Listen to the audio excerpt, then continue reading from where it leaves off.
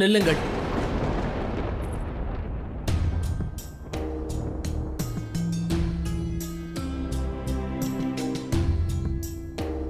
தாங்கள் இங்கிருந்து தனித்தனியாக சென்றீர்கள். இப்பொழுது ஒன்றாக திரும்பி வந்துள்ளீர்கள்.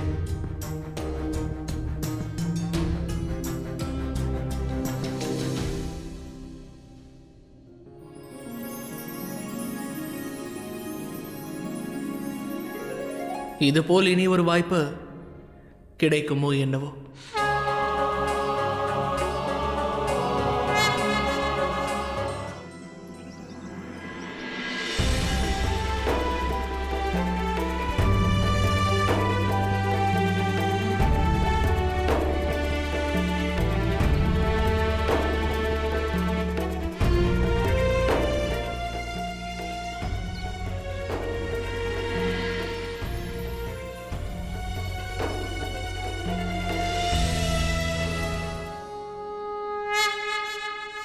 தங்கள் இருவரிடமிருந்து நான் அனைத்தையும் கற்றுக்கொண்டேன்.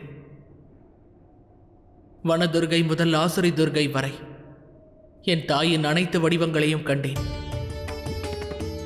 ஒவ்வொரு கதையும் எனக்கு ஒவ்வொரு படிப்பினை உணர்த்தியது தாயே. அர்த்தநாரீஸ்வரரின் வடிவம் கண்டேன். சிவனும் சக்தியும் எப்படி ஒன்றாக இணைந்தது என்பதை கண்டேன். இந்த காலம் என் வாழ்வின் மிகச்சிறந்த காலங்களில் ஒன்றாகும். ஏனென்றால் என் தாயின் மூலமாக நான் யார் என்பதை உணர கற்றுக்கொண்டேன். இனி வருவது நவதுர்க்கையின் மிகப்பெரிய வடிவம் கார்த்திகேயா. 9வது வடிவம் ஆசுரி துர்க்கை.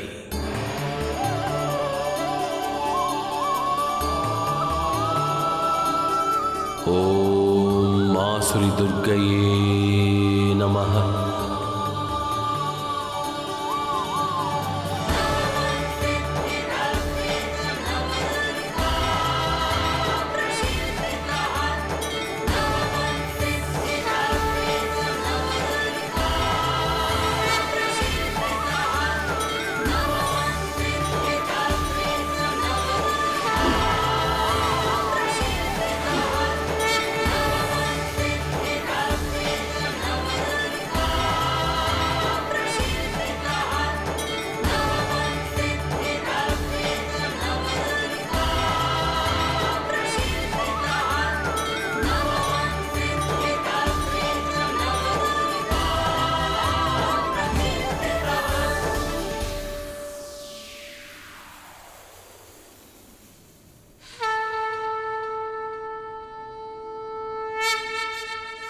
என்னுடன் சேர்ந்து பிரபஞ்சத்தில் ஒவ்வொரு உயிர்களும் இந்த நிமிடங்களை நினைவில் வைத்திருப்பார்கள்.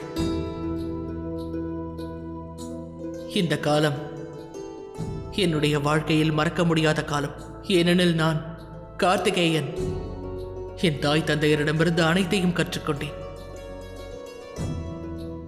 ஒரு புதல்வனின் இச்சையை ஒரு தாய் நிறைவேற்றாமல் இருப்பாளா? இன்று முதல் ஆண்டின் இம்மாதம் உன் பெயரால் அழைக்கப்படும். கார்த்திகை மாதம் என்றே அழைக்கப்படும்.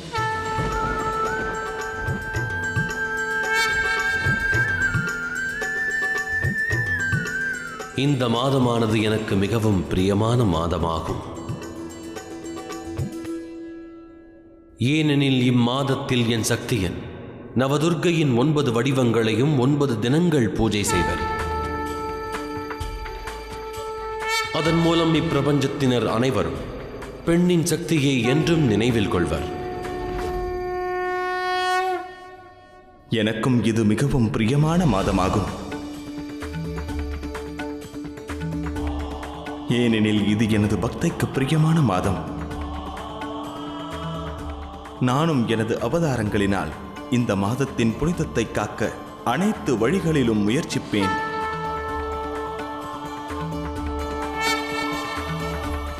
இது மகிழ்ச்சிக்கான மாதமாகும். நன்மையின் வளர்ச்சிக்கான மாதமாகும். ஒளி பரவும் மாதமாகும்.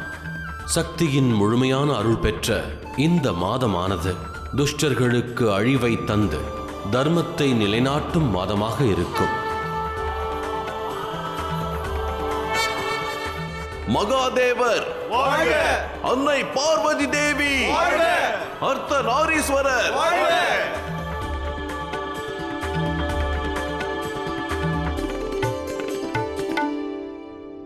மகாதேவரும் தாயாரும் ஒன்றாக வந்துள்ளார்கள். இதற்காகவே நாம் விருந்து தயார் செய்ய வேண்டும். தாயாரின் கையால் சுவையான உணவை உண்டு பல நாட்கள் ஆகிவிட்டது. நிச்சயமாக இன்று விருந்து உண்டு. எனது புதல்வன் நந்தி தன் தாயாரின் கைவண்ணத்தில் உண்டான விருந்தை வயிறார உண்பான்.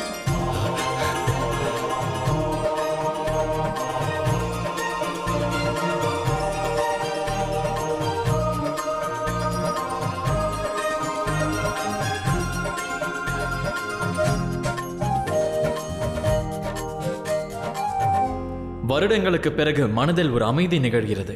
மகிழ்ச்சி குடிகொண்டுள்ளது. கைலாயத்தில் இன்று விருந்தும் மகிழ்ச்சியும் நிறைந்திருக்கும்.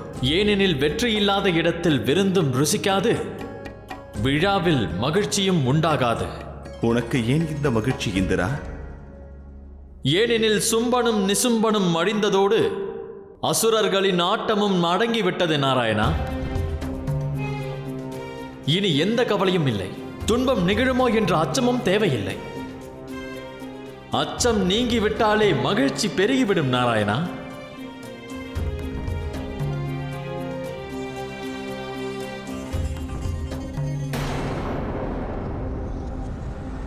ஓம் நம சிவாய, ஓம் நம சிவாய, ஓம் நம சிவாய, ஓம் நம சிவாய. விருந்து தயாராகிவிட்டது. அனைவரும் வாருங்கள். முருகா, உன் முகத்தை பார்த்தாலே தெரிகிறது நீ இத்தகவலை கூற வரவில்லை. எதையோ கேட்க விரும்புகிறாய் என்று எண்ணுகிறேன். ஆம் தந்தையே, தாங்கள் அப்பொழுது கூறும் பொழுது சக்தியை பாதுகாப்பது பற்றி கூறினீர்களே, என்னால் அதை புரிந்து கொள்ள இயலவில்லை. அது பெண்ணின் சக்தியா அல்லது ஆணின் சக்தியா? நிச்சயமாக அது பெண்ணின் சக்திதான். அதை பாதுகாப்பதுதான் ஆண். ஒரு ஆணுக்கு பெண்ணிடமிருந்து பாதுகாப்பு எங்கே தேவைப்படுகிறது?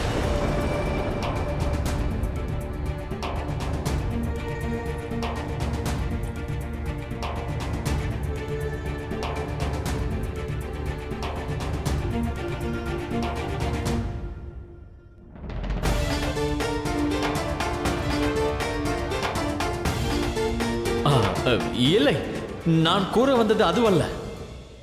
மகாகாளி மற்றும் நவதுர்க்கைகளின் கதை வேறு. அவர்கள் சக்தி வாய்ந்தவர்கள், அவர்கள் இறைவிகள். ஆனால் தேவி, சாதாரண பெண்களை ஆண்கள் தானே காப்பாற்றியாக வேண்டும். ஒரு சாதாரண பெண் ஆணை காப்பாற்றுவது என்பது இயலாத காரியம்.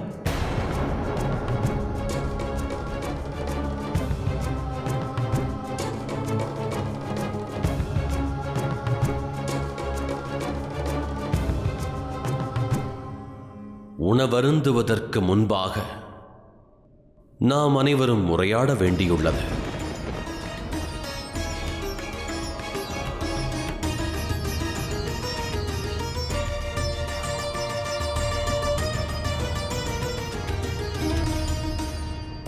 சக்திக்கு எப்பிரிவினையும் இல்லை. ஆண் பாலும் இல்லை, பெண் பாலும் இல்லை. ஏனெனில் சக்தி பிறப்பளிக்கிறது, பாதுகாப்பளிக்கிறது. காலம் வரும் பொழுது அழிவையும் அது தருகின்றது.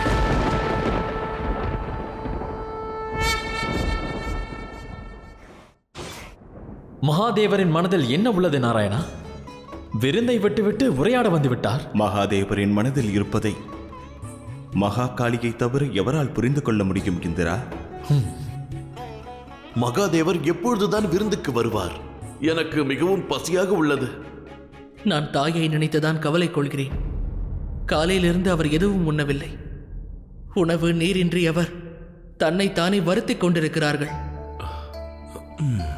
இருந்தும் தந்தை இப்படி நடந்து கொள்வதற்கு நிச்சயமாக ஏதேனும் ஒரு காரணம் இருக்கும்.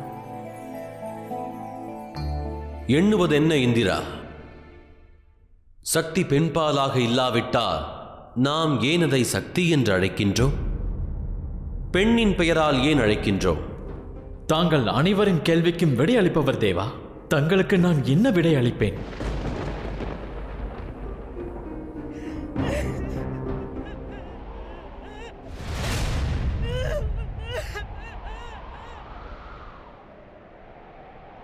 தங்களுக்கு ஏதேனும் பெண் குரல் கேட்டதா மகாதேவா?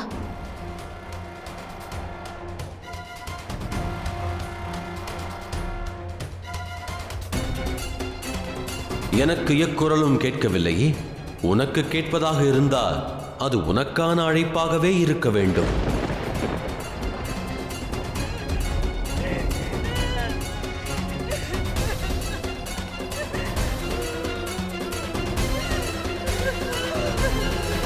தாயார் கூறியது சரிதான் மகாதேவா. ஏதோ ஒரு பெண்ணின் அபய குரல் இது.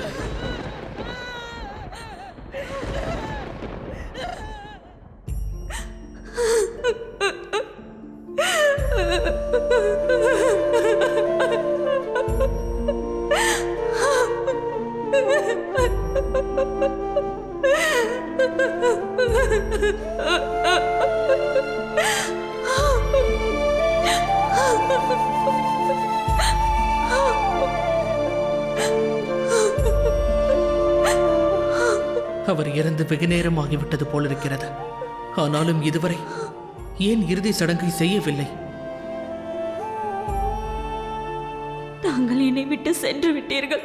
ஆனால் நான் தங்களை விட்டு செல்ல மாட்டேன். மகாதேவரும் மகாதேவியும் என்னுடைய வேண்டுதலை கேட்கும் வரை நான் செல்ல மாட்டேன். தாங்கள் மீண்டும் வந்தாக வேண்டும். தாயே மகாதேவி, தாங்கள் ஒரு பெண்ணாக இருந்தும் கூட நீங்கள் ஏன் என் துன்பத்தை புரிந்து கொள்ள மறுக்கிறீர்கள்? தாங்கள் என் கணவரை மீண்டும் உயிர்ப்பித்து தந்தே ஆக வேண்டும்.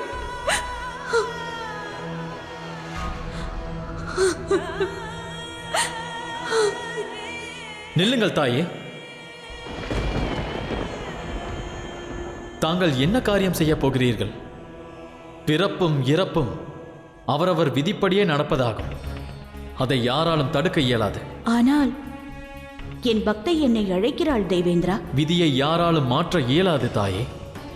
ஒவ்வொரு மனிதனும் இதுபோல் மரணத்தால் பாதிக்கப்பட்டு தங்களை அழைப்பார்கள்.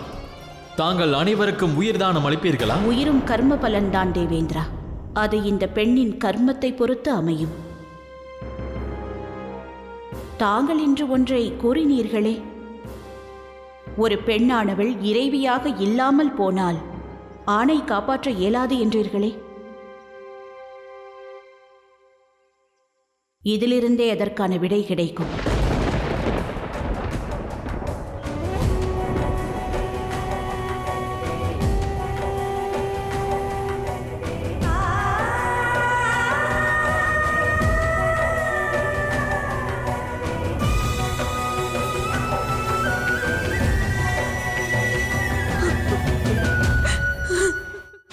தாயே, இவர் மரணம் அடைந்து விட்டார். இவருக்கு இறுதி சடங்கை செய்தாக வேண்டும்.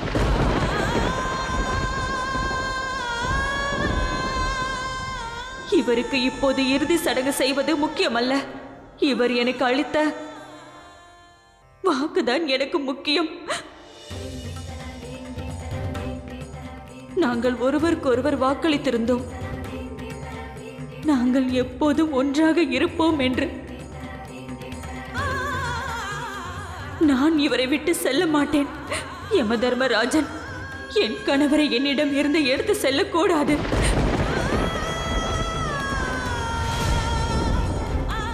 ஒருவேளை யமதர்மராஜன் என் கணவரை எடுத்து செல்ல முயன்றால் அப்போது இவருடன் என்னையும் சேர்த்து கொண்டு செல்ல வேண்டும். ஒருவருக்கு பிறப்பும் இறப்பும் விதியால் மட்டுமே நிகழ்கிறது. அதுதான் விதி என்றால் அந்த விதி எங்கள் இருவரையும் ஒன்றாக இணைக்க வேண்டும். இறப்பதுதான் இவருடைய விதி என்றால் நானும் இறந்து போவேன். நான் ஒரு பருக்கை உணவு கூட உண்ண மாட்டேன். ஒரு சொட்டு நீர் கூட நான் அருந்த மாட்டேன்.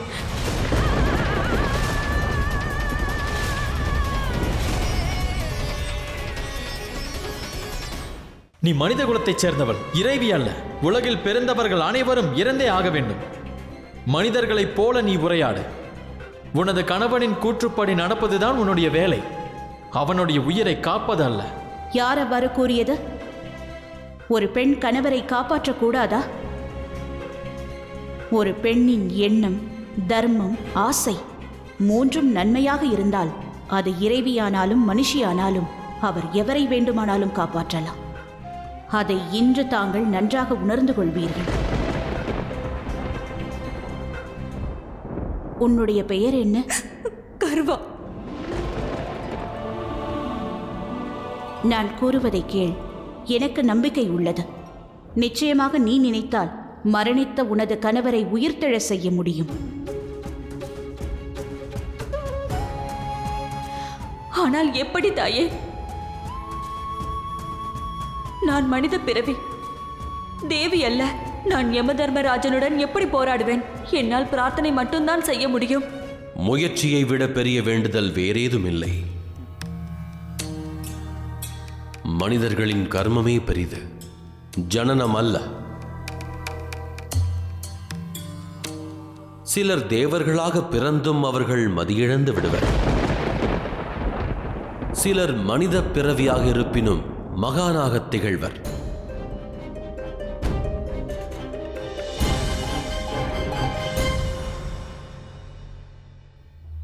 உடல் மண்ணிலிருந்து உருவானதுதான்.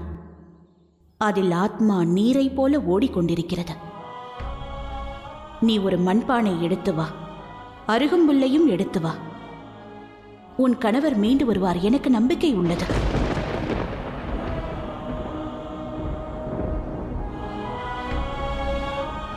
ஆனால் எவ்வாறு நான் இவரை விட்டு செல்ல முடியும் சொல்லுங்கள்?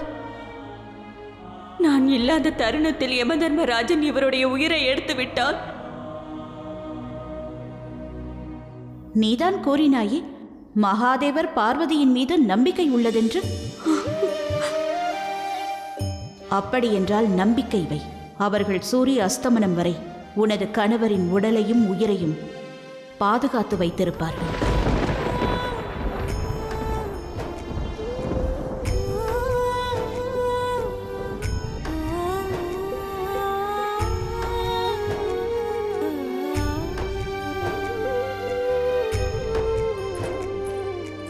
அப்பெண்ணுடன் இப்பொழுது மகாகாளியை துணை நிற்கிறார். அவளை யார் வெல்ல இயலும்?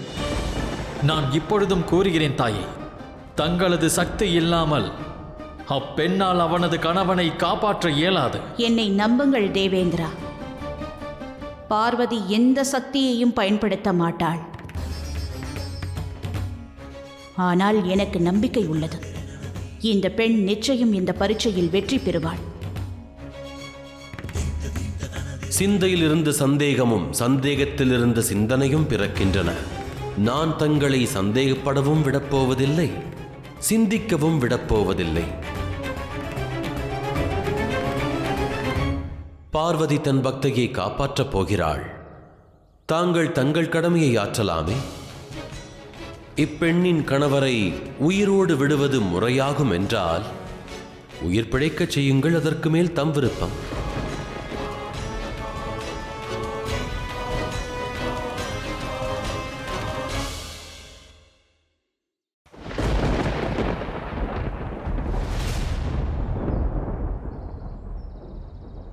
என்ன செய்வது?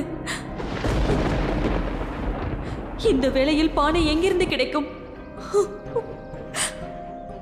அருள் புரியுங்கள் மகாதேவா, அருள் புரியுங்கள்.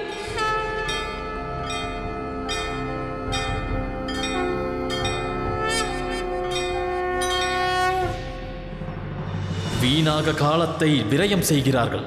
அங்கு விழாவை விட்டுவிட்டு இங்கு சவத்தை காக்க அமர்ந்திருக்கிறார்கள். விரைவிலேயே சூரியன் அஸ்தமிக்கப் போகிறது. இங்கு கண்ணு கெட்டிய தூரம் வரை வனமே உள்ளது. இங்கு குயவன் எங்கிருந்து கிடைப்பான்? எப்படி மண்பானை கிடைக்கும்? குயவன் என்பவன் யார் தேவேந்திரா? அவன் ஒன்றுமில்லா மண்ணை உருவங்களாக மாற்றுபவன். பிறகு அதில் தூய்மையான நீரை ஊற்றி அதற்கு ஜீவனும் அளிப்பவனாவான். உழைப்பின் சக்தியினால் மண்ணை குழைக்கிறான். மேலும் அவனது பக்தியினால் மண் பாண்டங்களை உருவாக்குகிறான். திறமையினால் கலை வடிவமாக்குகிறான். அவனே குயவனாவான். பெண்ணின் பதிபக்தி, அவளின் ஆத்ம சக்தி, அதனுடன் தெய்வ பக்தி, இம்மூன்றும் ஒன்றிணைந்தால் நடக்காத காரியம் கூட நடக்கும். எந்த சந்தேகமும் இல்லாமல் பவித்திரமான மனதுடன் எதை கேட்டாலும் நிச்சயம் அது நடக்கும்.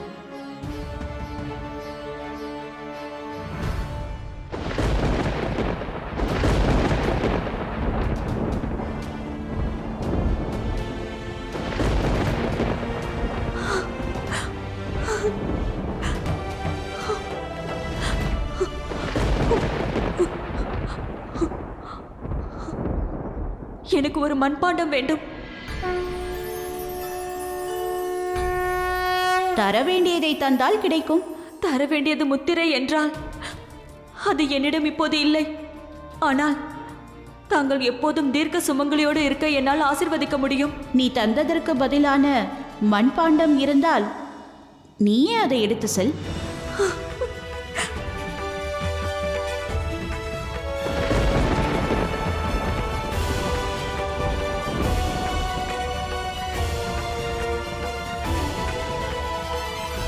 தங்களுக்கும் உரிமை உண்டு தேவேந்திரா. தங்களால் இயன்றதை செய்யலாம். தங்களின் சக்தியை பிரயோகியுங்கள்.